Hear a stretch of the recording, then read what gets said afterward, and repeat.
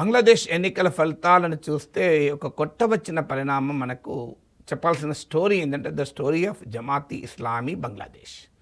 ఇదొక మతవాద పార్టీ. 1971లో బంగ్లాదేశ్ లిబరేషన్ వార్ను వ్యతిరేకించింది. సెక్యులర్ బంగ్లాదేశ్ ఏర్పడడం ఇస్లామిక్ యూనిటీకి నష్టమని భావించి పాకిస్తాన్కు సపోర్ట్ చేసింది. బంగ్లాదేశ్ స్వాతంత్రం కొరకు పోరాడుతున్న ముక్తి వాహిని బంగ్లా స్వాతంత్రోద్యమం పైన పాకిస్తాన్తో కుమ్ముక్కై పెద్ద ఎత్తున దాడులు చేసింది. రచయితలు, కవులు, సివిల్ రైట్స్ యాక్టివిస్టులు, రాజకీయ కార్యకర్తల్ని హత్యలు చేశారు, అత్యాచారాలు చేశారు, ఆస్తుల విధ్వంసం చేశారు, గృహదానం చేశారు. సో పాకిస్తాన్ ఆర్మీ జరిపిన ఈ అకృత్యాలలో తమ దేశ ప్రజలపైన అకృత్యాలు జరుపుతుంటేనే ఆ దేశంలో బంగ్లాదేశ్లోనే ఉన్న ఈ జమాత్ ఇస్లామీ పాకిస్తాన్కు అనుకూలంగా నిలబడ్డది. బంగ్లాదేశ్ స్వాతంత్రాన్ని వ్యతిరేకించింది. అప్పటి నుంచి ఇప్పటి వరకు జమాత్ ఇస్లామీ చరిత్రం అదే. అందువల్ల ఈ పార్టీని బంగ్లాదేశ్ ప్రభుత్వాలు ఈనాడు ఎదగకుండా జాగ్రత్త పడుతూ వచ్చాయి. 1971లో బంగ్లాదేశ్ లిబరేషన్ వార్ తర్వాత వెంటనే 1972లోనే జమాత్ ఇస్లామీ బంగ్లాదేశ్ను రద్దు చేశారు, నిషేధం విధించారు. 1976లో ఈ నిషేధాన్ని ఎత్తివేశారు. బంగ్లాదేశ్ జాతిపిత బంగబంధు తొలి ప్రైమ్ మినిస్టర్ అయిన షేక్ ముజిబుర్ రెహమాన్ హత్యానంతరం 1976లో జమాత్ ఇస్లామీ బంగ్లాదేశ్ పైన నిషేధాన్ని ఎత్తివేశారు. ఆ తర్వాత 2001 ఎలక్షన్స్లో బంగ్లాదేశ్ నేషనల్ పార్టీతోనే పొత్తు పెట్టుకొని మొదటిసారి ప్రభుత్వంలో ఎంటర్ అయింది జమాత్ ఇస్లామీ బంగ్లాదేశ్. అప్పుడు అవామీ లీగ్ను ఓడించడానికి Bangladesh Nationalist party Islamist pro Pakistani bias ఉన్నటువంటి జమాత్తో పొత్తు పెట్టుకుంది. సో 2001లో ఆ రకంగా ఒక రకమైన లెజిటిమసీ జమాత్కు వచ్చింది. కానీ 2013కి వచ్చే వరకు మళ్ళీ జమాత్ సమస్యలు ఎదుర్కొంది. బంగ్లాదేశ్ సుప్రీంకోర్టు జమాత్ ఇస్లామీ బంగ్లాదేశ్ రిజిస్ట్రేషన్ రద్దు చేసింది. సో 2013 నుంచి 2025 వరకు జమాత్ బంగ్లాదేశ్ రాజకీయాల్లో తీవ్రమైన నిర్బంధాన్ని ఎదుర్కొంది. ఆ తర్వాత షేక్ హసీనా నిరంకుశ పాలనకు వ్యతిరేకంగా బంగ్లాదేశ్లో పెద్ద ప్రజా ఉద్యమం, అన్ని రకాల భావాలు, ప్రోగ్రెసివ్, సెక్యులర్, డెమోక్రటిక్, ఇలా కన్జర్వేటివ్ అన్ని రకాల భావాలున్న వారు కూడా షేక్ హసీనా వ్యతిరేక ప్రజా ఉద్యమంలో భాగమయ్యారు. కానీ అప్పుడు బంగ్లాదేశ్ నేషనలిస్ట్ పార్టీ లీడర్షిప్ ఏమో ఇబ్బందుల్లో ఉంది. తారిక్ రెహమాన్ ఎగ్జైల్లో ఉన్నాడు, ఖలీదా జియా హౌస్ అరెస్ట్లో ఉండి అనారోగ్యంతో ఉండడం వల్ల ఆ ఉద్యమంలో జమాత్ ఇస్లామీ బంగ్లాదేశ్ బలమైన పాత్ర నిర్వహించింది. దానికి తోడు ఈ స్టూడెంట్ లెడ్ మూమెంట్ కనుక ఆ స్టూడెంట్ గ్రూప్స్ కూడా ఇస్లామిస్ట్ స్వభావాన్ని కలిగి ఉన్నారు.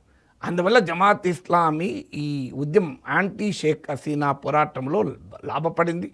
ఈ ఎన్నికలకు ముందైతే ఒపీనియన్ పోల్స్ అయితే బిఎన్పి గెలుస్తుందని చెప్పినా జమాత్ బలమైన పోటీ ఇస్తుంది అనే అభిప్రాయం వ్యక్తం చేశారు. కానీ ఫార్చునేట్లీ జమాత్ పోటీలో గట్టి పోటీ ఇవ్వలేకపోయింది.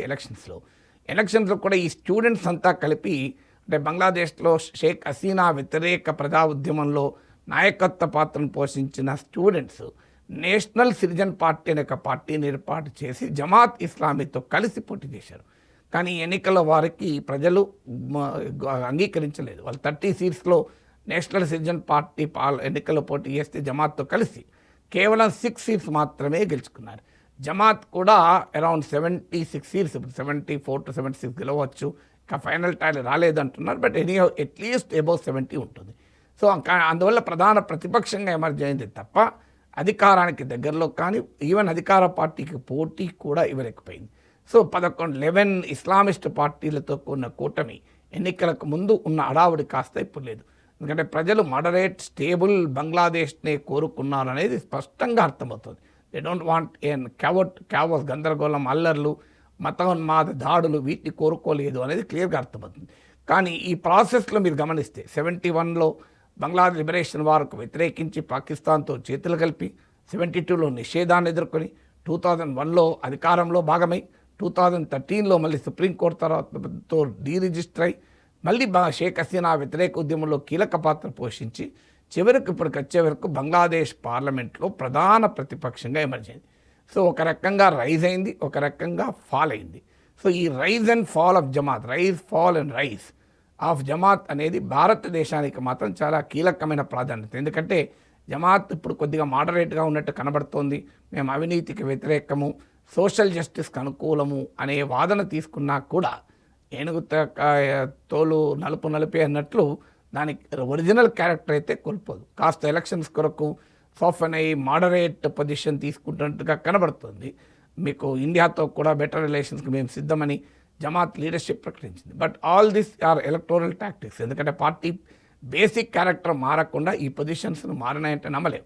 బట్ డెఫినెట్గా జమాత్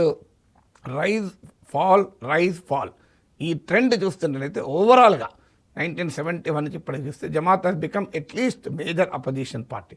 ఇవాళ కాకపోతే రేపైనా బీఎన్పీ పట్ల వ్యతిరేకత వస్తే the biggest principal beneficiary will be Jamaat. ఇక్కడ అవామీ లీగ్ లేదు కనుక ఫీల్డ్లో అవామీ లీగ్ ఎంటర్ అవుతే వేరే రకంగా ఉంటుంది. సో జమాత్ అనేది మెయిన్ స్ట్రీమ్ అయితే అయింది అనేది చాలా క్లియర్గా కనబడుతుంది.